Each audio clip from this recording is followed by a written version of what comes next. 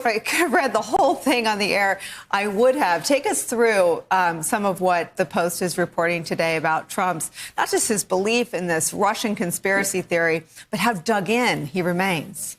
Yeah, so I think the biggest revelation in this story and the newest piece of information is that, Trump explicitly told very senior advisors in his White House that his basis for suspecting Ukraine had interfered and attempting to pin the blame for the interference in 2016 on Ukraine came in part, according to Trump, from something Putin had told him.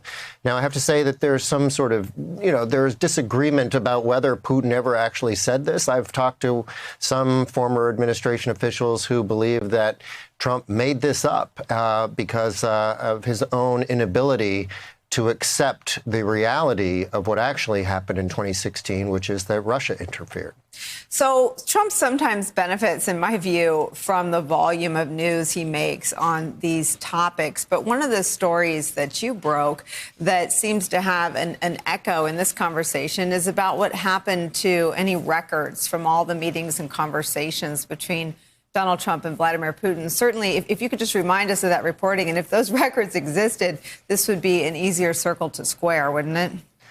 Yeah, I mean, this was a story from very early this year that I wrote that Trump has gone to extraordinary lengths to conceal, even from his own aides, the details of his conversations with Putin, including at one time in one meeting confiscating the notes of his own interpreter to prevent that person from then being able to provide an accurate and detailed readout from other administration officials who, understandably, would have wanted to know what Trump was talking about behind closed doors with the Russian president.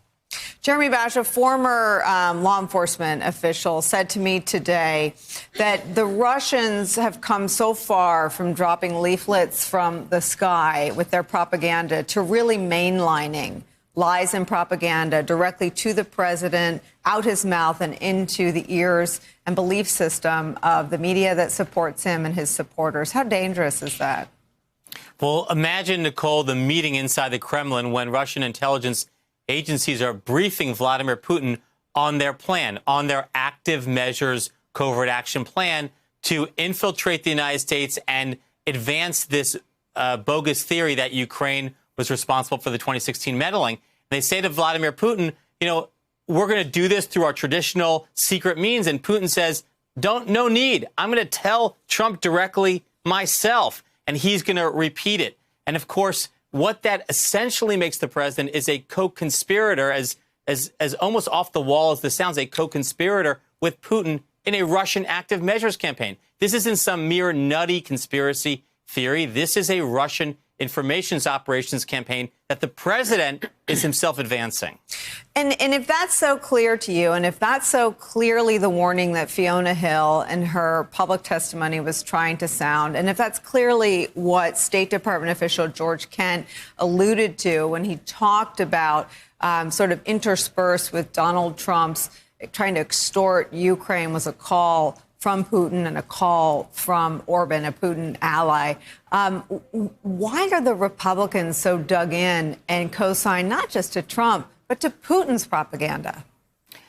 I don't know. And obviously this is highly puzzling, especially when the entire Congress received warnings, Nicole, from somebody like Dr. Hill. Now remember, Fiona Hill is not a Democrat. She is a Trump appointee in his own White House. She's a career professional, scholar, intelligence officer. She served as the National Intelligence Officer overseeing Russia and Eurasia for the National Intelligence Council. She's written literally the book on Vladimir Putin. So I think you're getting, the only people who disagree with this thesis are people who don't want to face the truth.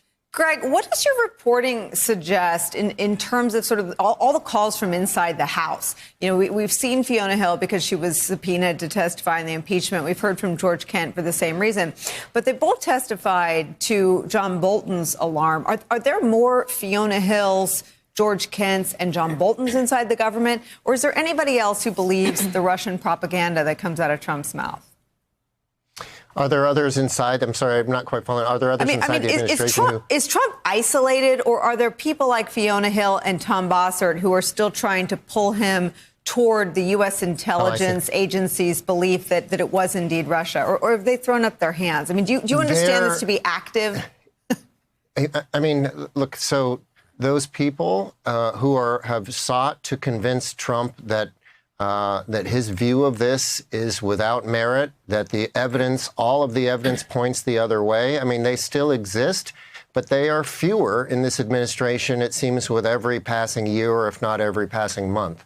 I mean, they just don't last very long. There is no Russia advisor, top advisor on Russia in the White House at the moment at all.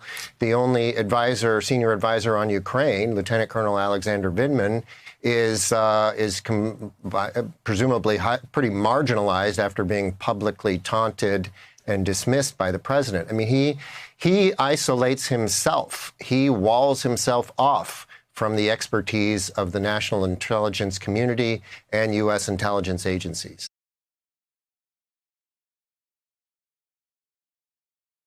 Hey there, I'm Chris Hayes from MSNBC. Thanks for watching MSNBC on YouTube. If you want to keep up to date with the videos we're putting out, you can click subscribe just below me, or click over on this list to see lots of other great videos.